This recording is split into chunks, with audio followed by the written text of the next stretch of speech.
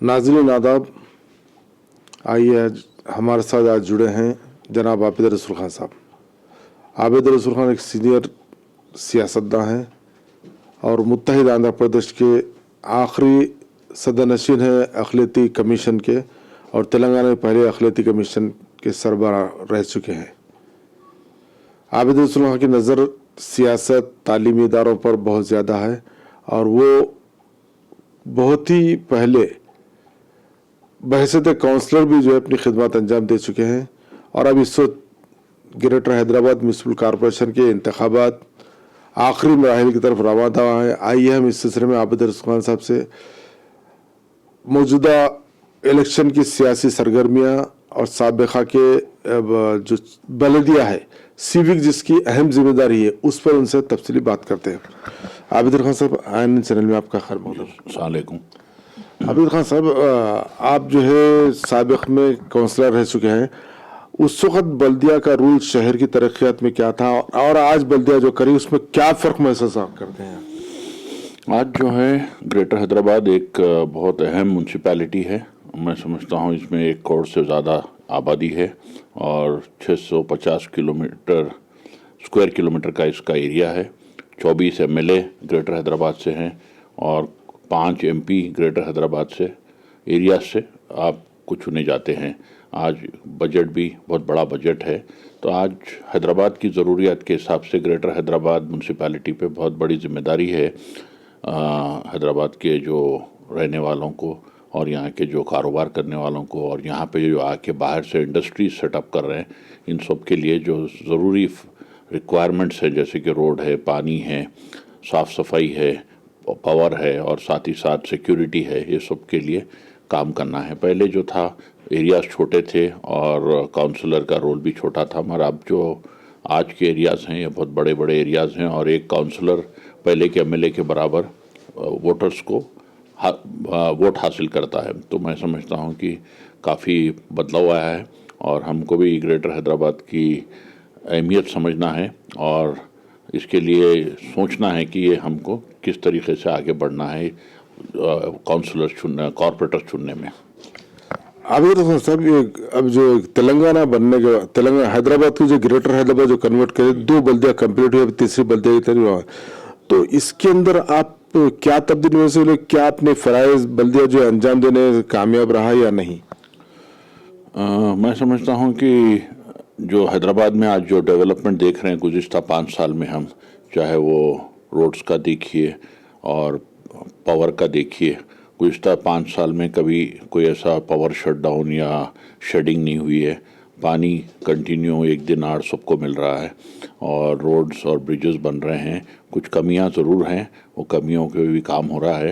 साथ ही साथ जो आगे का डेवलपमेंट है, जो ग्रेटर हैदराबाद में जो पेरिफेरल रोड्स हैं, आउटर रिंग रोड है और जो नए रोड्स बनाए जा रहे हैं, इससे क्या हो रहा है ये है कि पूरे जो सिटी के बाहर के एरियाज़ भी डेवलप हो रहे हैं, कॉलोनीज़ बन रहे हैं, कंपनीज़ आ रहे हैं और इंडस्ट्री पूरी दुनिया में आज हैदराबाद के ऊपर नज़र है, इसलिए कि बड़े बड़े अमेज़ॉन, पेप्सिको ऐसे कंपनीज आके ग्रेटर हैदराबाद के अंदर अपने हेडक्वार्टर्स बना रहे हैं, जिससे मैं समझता हूँ कि ग्रेटर हैदराबाद की रेवेन्यू बढ़ेगी, नौकरियाँ बढ़ेंगे, इंटरनेशनल एक्सपोजर होगा और साथ ही साथ आज हम देख रहे हैं कि ग्रेटर हैदराबाद में पूरी मुल्क से लोग आके हैदराबाद की तहज़ीब को, हैदराबाद की मोहब्बत को देखकर काम करते हुए यहीं सेटल होने का इरादा करके अपने प्रॉपर्टीज़ ख़रीद रहे हैं, जिससे रियल एस्टेट मार्केट भी बूम पे है।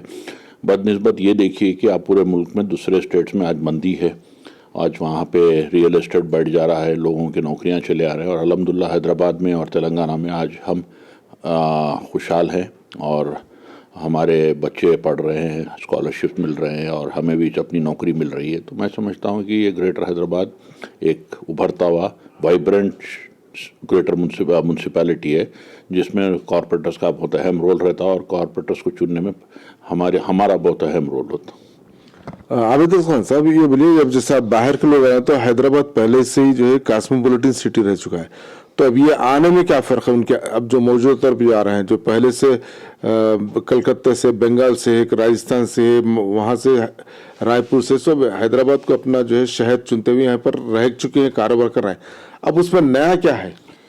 नया ये है कि और लोग आ रहे हैं और देख रहे हैं कि हैदराबाद में रियल एस्टेट आज भी खरीद सकते हैं बदनिस्बत बम्बई के, कलकत्ता के। वहाँ पे एक फ्लैट खरीदना है तो 40 करोड़ 50 करोड़ का होता है, यहाँ पे अपने को उनको 60-70 लाख में अच्छा वही क्वालिटी का फ्लैट मिल रहा है और उससे अच्छा इंफ्रास्ट्रक्चर है, उससे अच्छी क्लाइमेट है और नौकरियां मिल रहे हैं। ख़ास तौर पे नौकरियों की जो सहूलत है जो बड़े इंटरनेशनल कंपनीज़ में, मैं समझता हूँ इससे एक कंपटीशन हुआ है। हमारे बच्चे भी जो हैदराबाद के थे वो भी इंटरनेशनल लेवल को अपनी पढ़ाई लेके जा रहे हैं और इनसे कम्पीट करके नौकरियां हासिल कर रहे हैं। और जो कंपटीशन होता है तो ऑटोमेटिकली उसमें एक इंसान को जुस्तजू पैदा होती है, मैं भी अच्छा करूँगा, मैं भी काम करूँगा। और मेरे जैसा कि आप देखते हैं कि सऊदी अरब में वहाँ के लोकल्स बिल्कुल ही काम नहीं करते क्योंकि उनको एश्योर्ड जॉब है, कंपटीशन नहीं है, बिल्कुल लेजी रहते हैं, घंटा 2 घंटे काम करके चले आते हैं। और जो हमारे इंडियन भाई है वो 8-8 10-10 घंटे काम करते हैं। क्यों? इसलिए कि गवर्नमेंट वहाँ पे कोटा बना के उनको एश्योरेंस कर दी कि भाई आप कुछ भी करो, आपकी नौकरी आपको कायम है। हैदराबाद में वैसा नहीं है, हैदराबाद में एक ओपन मार्केट है। आप काम करेंगे तो आपको प्रमोशन मिलेगा, अच्छी तनख्वाह मिलेंगी, आप काम नहीं करेंगे तो घर पे बैठना है। तो ये जो कॉम्पिटिटिवनेस है इससे हमको बहुत फ़ायदा पहुँचा है। आबिद खान साहब, ये बताइए, हैदराबाद को जो डेवलप करने के लिए हुजूर निज़ाम के दौर में जो ड्रेनेज सिस्टम, पानी का सिस्टम जो बनाया गया था या मूसी नदी बनाई गई थी, वो सिर्फ 5 लाख की आबादी के लिए था।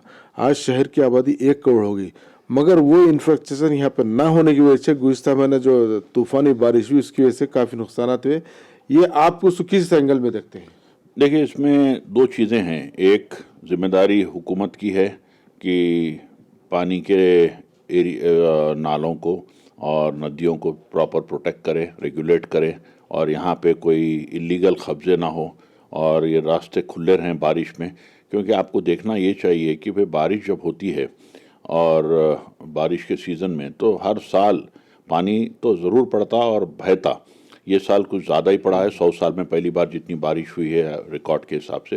तो जो नाले जो घर बनाकर और प्लास्टिक डाल के जो लोग उसको बंद कर दे रहे हैं, तो ये पानी कहीं ना कहीं तो जाना है। जब वो नालों में उनका रास्ता नहीं मिलता है पानी को तो घरों में घुस जाता है। और दूसरी चीज़ हम ये देख रहे हैं कि तालाबों में जब गर्मी आती है तो पानी जब कम हो जाता है तो लोग तालाबों के पेटे में घर बना ले रहे हैं, ये उम्मीद में कि फिर पानी नहीं आएगा हमारे घरों तक। मगर जब बारिश ज़्यादा हो रही तो हम देखे हैं कि वो आपके मलकपेट के तालाबों में, इधर आसिफ नगर के तालाब में, मासाब टैंक के तालाब में जो पुराना बड़ा तालाब था, यहाँ जो घर बने हुए हैं ये सब घरों में पानी घुस चुका है।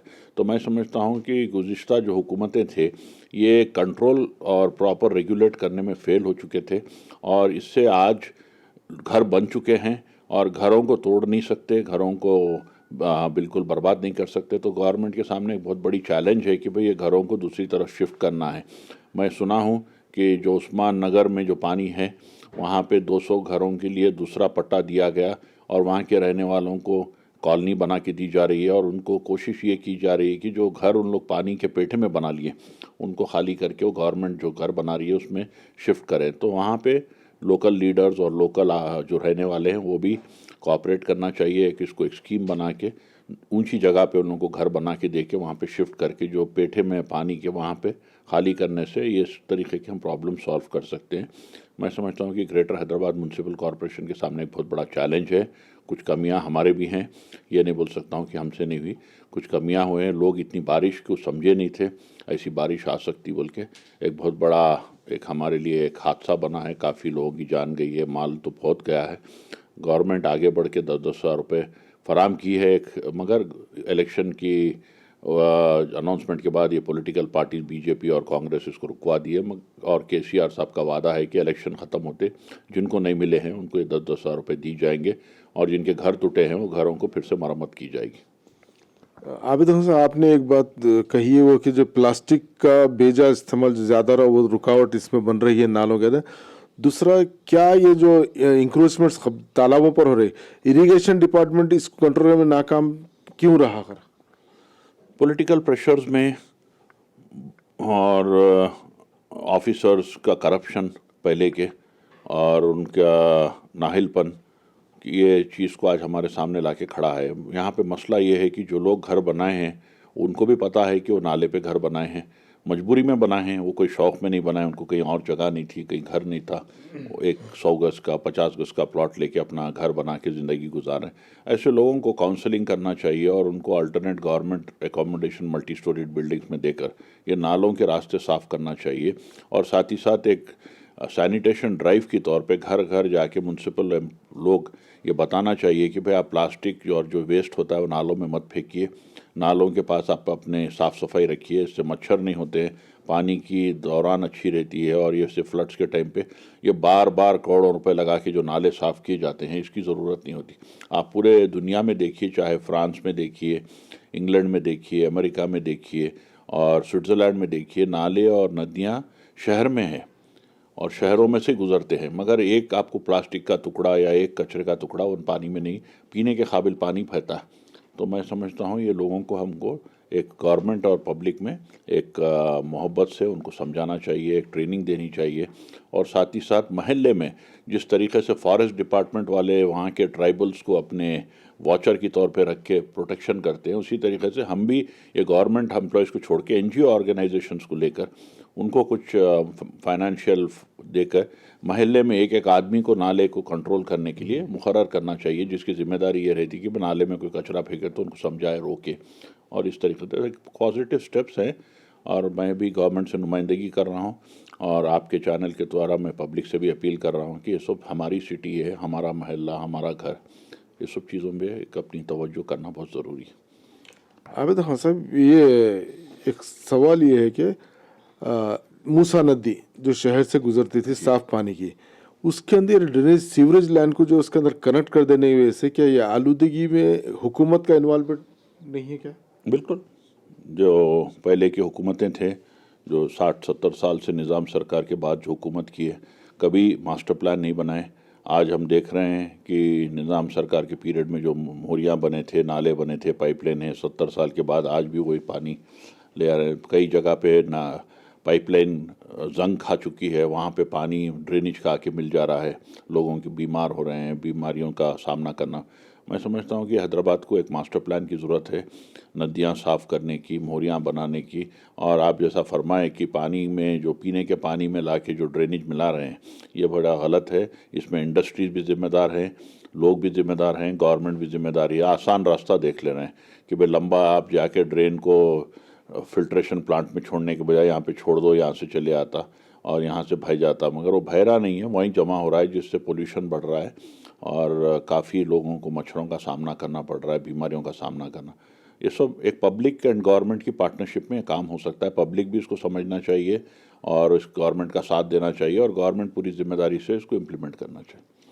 नहीं, जैसा आप बता रहे हैं एक प्रपोजल आपका ऐसे एनजीओस को जो, तो क्या इस सिलसिले में आपको इनिशिएटिव लेते हुए अवेयरनेस पैदा करने की कोशिश करेंगे क्या? इंशाल्लाह ज़रूर। ये नई म्यूनसिपैलिटी बनने के बाद मैं उनसे मिलूँगा, जो भी जब वहाँ पे मेयर होंगे, और उनको ये मेरा प्रपोज़ल दूंगा, एक राइटिंग में भी और ज़बानी भी। गवर्नमेंट को, चीफ मिनिस्टर साहब को भी एक प्रपोज़ल भेजूंगा मैं, और ये चाहूँगा कि भाई एनजीओ से हटके जो रिटायर्ड लोग हैं, कोई महल्ले में रहते हैं, कोई रिटायर्ड पुलिस वाला है, कोई रिटायर्ड आर्मी वाले हैं, कोई रिटायर्ड ऑफिसर हैं, उनको अगर कुछ हम जिम्मेदारी दिए और थोड़ा सा स्टाइपेंड दिए तो वो साहब समझाने में बहुत कामयाब होंगे, बदनिस्बत कोई पुलिस आके समझाने में या कोई गवर्नमेंट आके समझाने में।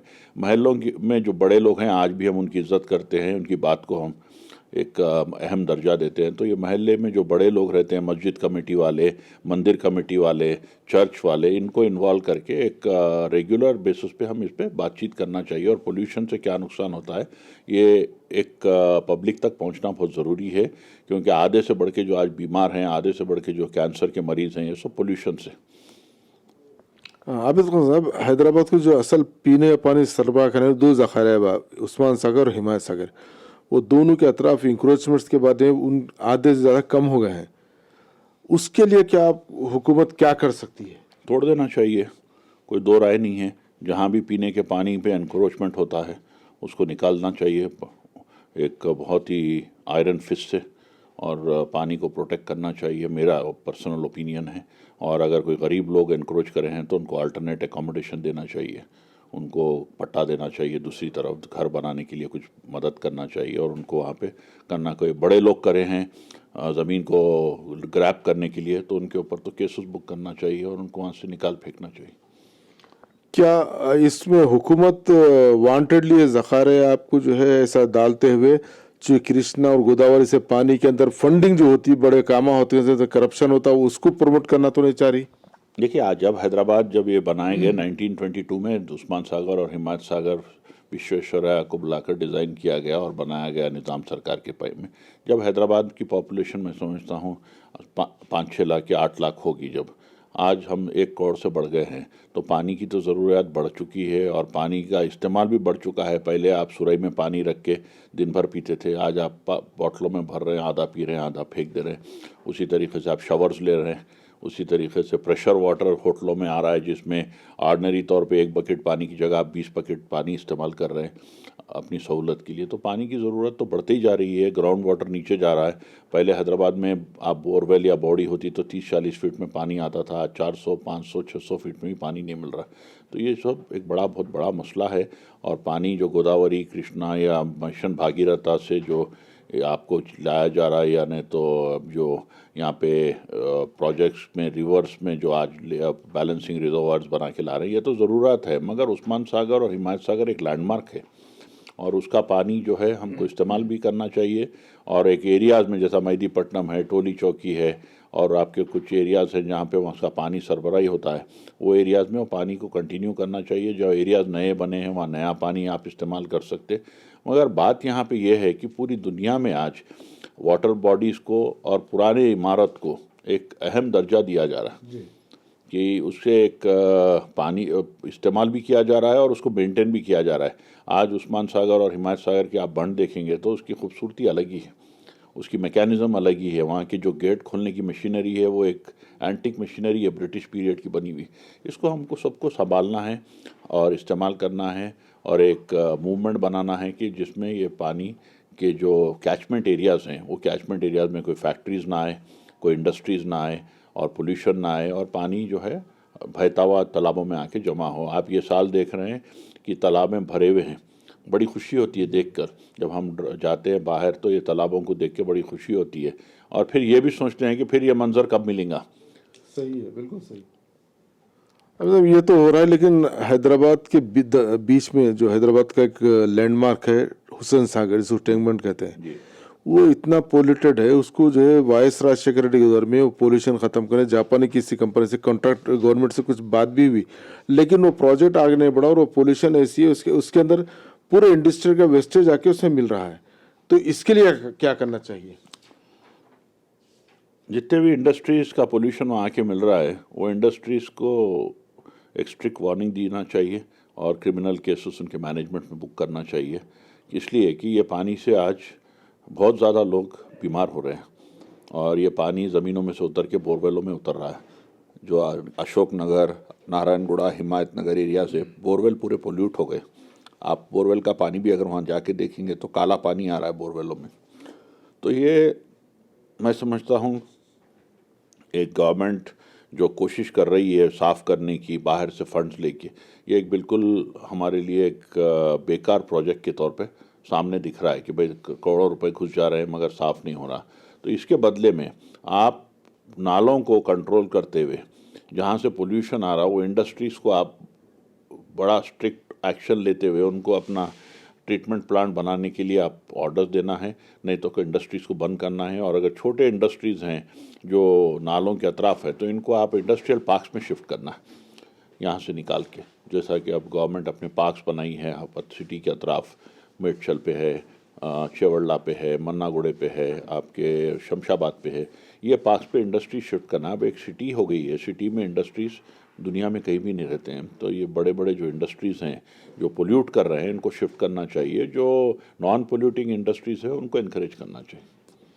अब साहब एक तकरीबन 20 साल पहले एक ड्राइव चंद्रबाबू नायडू ने था कि हैदराबाद में कोई भी बिल्डिंग बन रही तो वाटर हार्वेस्टिंग पॉइंट के लिए, लेकिन बल्दिया उसको नेगलेक्ट करते हुए बिल्डर्स जो है वो छोड़े बगैर जगह हार्वेस्टिंग की वजह और उसको ऑफिसर्स बल्दिया के खामोशी से आंख बंद कर देख रहे हैं और वो बिल्डिंग वैसे ही बनते जा रहे हैं।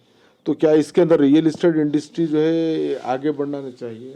बिल्कुल आगे बढ़ना चाहिए। वाटर हार्वेस्टिंग ज़रूरी है, और वाटर हार्वेस्टिंग के बगैर आपको बोरवेल्स में पानी मिलना बड़ा मुश्किल हो जाता है। अगर हम पूरे को पूरा सीमेंट कंक्रीट बना दिए तो पानी बहते बहते जाके आपके नालों में से बहकर चले आता। तो ज़मीन में जो पानी उतरना है नहीं उतरता। मैं उसका सीधा आपको एग्जांपल देता हूँ। मेरा फार्म है मन्नागुड़ा पे, जहाँ पे ये साल बारिश आके पानी रुक गया था पूरा, और पानी भर गया था छाड़ों के बीच में।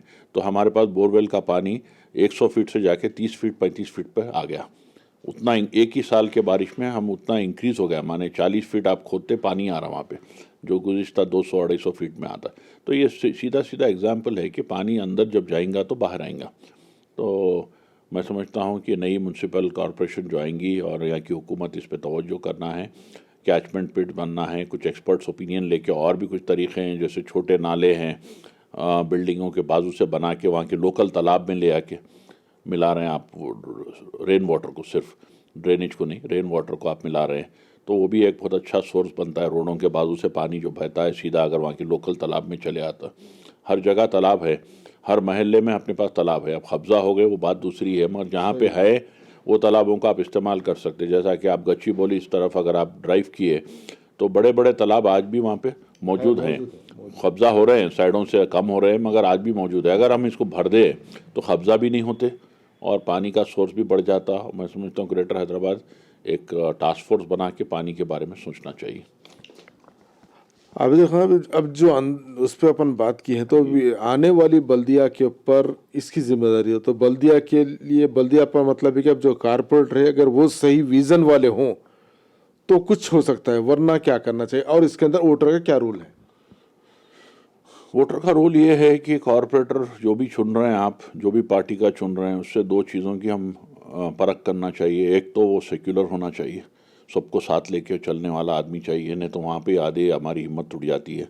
और दूसरा, उसको जो सब्जेक्ट पे हम बात कर रहे हैं ऐसे सब्जेक्ट के ऊपर बेसिक नॉलेज होना चाहिए, और एक कमिटमेंट होना चाहिए कि मैं महल्ले के लिए कुछ करूँगा, अपनी कॉलोनी के लिए, अपने कॉन्स्टिट्यूंसी के लिए। तो ये तो वोटर्स, पहले ज़माने में जो वोटिंग पैटर्न होता था वो लोग को देख के होता था, कौन आदमी क्या काबिलियत है उसको जिताएंगे। आज जो पैटर्न है बदकिस्मती से कम्युनिटी को और एक कम्युनलिज्म को देख के हो रहा है। तो मैं समझता हूँ ये हमारे लिए बदकिस्मती है। आज भी अगर लोग जागे, 2-3 का टाइम है, एक बात करें और ऐसे वोट कैंडिडेट को चुने और ऐसी पार्टी को चुने जो उनके लिए काम कर सके, तो मैं समझता हूँ उनकी खुशनसीबी होगी, शहर की खुशनसीबी होगी, और उनके आने वाले बच्चों के लिए एक अच्छा माहौल बनने की हम इम्कान रख सकते हैं। आप तो साहब, ये जीएचएमसी जो election local body, civic local body, आपके लोकल मुकामी मसाइल के ऊपर, जहाँ आपके घर के बाज़ अतराफ है शहर के, लेकिन ये जाके इसको कम्युनलाइज कर जाए, पोलराइज करते हुए जो है मुख्तलिफ पार्टियाँ मुख्तलिफ रुख इख्तियार करते हुए मजहबी नफरत फैला रही, इस पर देखिए, पहले तो ग्रेटर हैदराबाद इलेक्शन एक म्यूनसिपैलिटी का इलेक्शन है।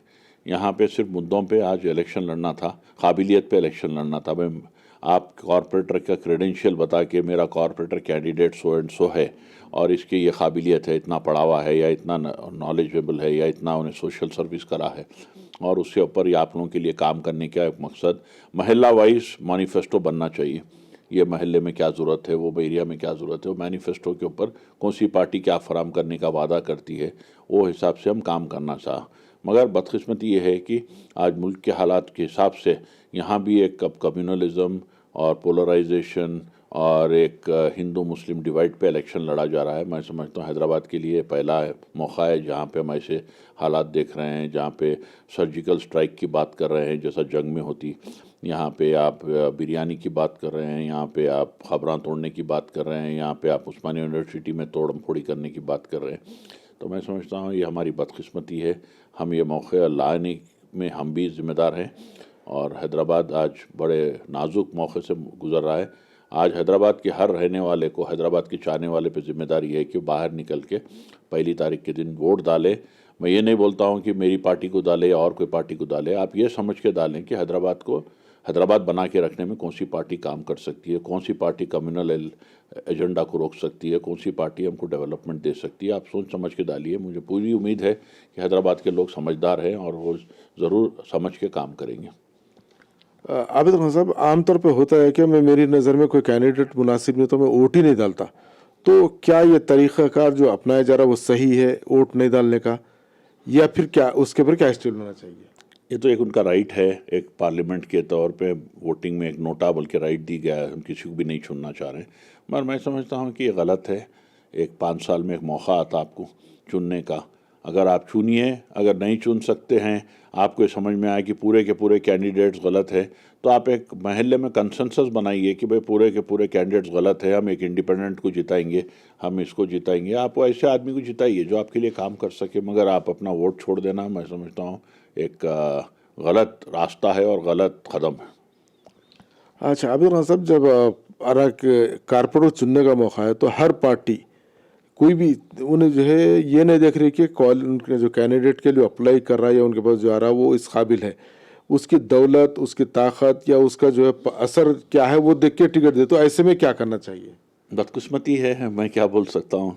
ये तो आज के हालात बन चुके हैं, पॉलिटिक्स इस तरीके से रुख ले ली है और पूरी मुल्क में ये चीज़ आज एक पॉलिटिक्स का हिस्सा बन चुकी है। पैसा, दौलत, पावर, कम्युनिटी, अब कौन से एरिया में कौन सी कम्युनिटी ज़्यादा है, वही एरिया में वही कम्युनिटी के आदमी को चुना जाए, या कोई ऐसा, मेरे हिसाब से तो बिल्कुल गलत रास्ता है। अगर एक हिंदू एरिया है वहाँ पे मुसलमान को भी चुने तो वो भी काम करता, मुसलमान के एरिया में हिंदू को चुने तो वो भी काम करता। अच्छे आदमी को, पढ़े लिखे आदमी को, जिसके क्रेडेंशियल्स अच्छे हैं, वैसे आदमी को अगर हम चुनते रहे तो हमारे लिए आने वाले दिन बहुत अच्छे होंगे और काम अच्छा होगा। मगर ये बदकिस्मती है और इसको बदलना है कोई मेरा काम नहीं है। मैं भी एक हिस्सा बन सकता हूँ अगर ऐसा कोई मूवमेंट बना जिसमें इस तरीके की चीज़ों को बदले। मगर एक मुल्क में आज नहीं कल मुझे उम्मीद है कि लोग जागेंगे और इस तरीके की पॉलिटिक्स से दूर हटेंगे और ऐसे लोगों को लेकर आएंगे जो काम करें और कुछ ना कुछ उनका क्रेडेंशियल्स हो। नाज़रीन, हमारे साथ जुड़े थे जनाब आबिद अल सुल्तान साहब, जो एक दानिश्वर हैं और संजीदगी से कई मसाइल पर नज़र रखते हैं, और बहैसियत सदर नशीन अक़लियती कमीशन उन्होंने बाज़ ऐसे इख्तिराई इक़दाम किए हैं, अगर उस पर अमल किया जाए तो ख़ास तौर पे कम्युनिटी के लिए, औक़ाफ़ी जायदाद के तहफ़्फ़ुज़ के लिए और कई मामलात में जो बेहतरीन नताइज बरामद हो सकते हैं। आज वो TRS पार्टी से हैं, हो सकता है कि वो कल आगे कुछ और भी कर सके कौम के लिए। IRN चैनल के, हाँ नाज़रीन, एक बता देंगे, जैसा आबिद रसूल ने कहा है कि शहर हैदराबाद के नवाह में वाक़ उस्मान नगर जो 2 महीने से पानी में डूबा है, तकरीबन 200 मकानात वहाँ पर उसमें डूबे हैं। हुकूमत तक मंसूबा बना रही कि उनको दूसरी जगह शिफ्ट करते हुए, ज़मीना देते हुए उसको दोबारा कैचमेंट एरिया को तालाब में जम कर दे। ये बेहतरीन इक़दाम अगर होगा, हुकूमत करती है तो। ये इत्तला आबिद रसूल दे रहे हैं। IRN चैनल के लिए मैं हबीब अली अलजरानी, मधुसूदन कैमरामैन के साथ।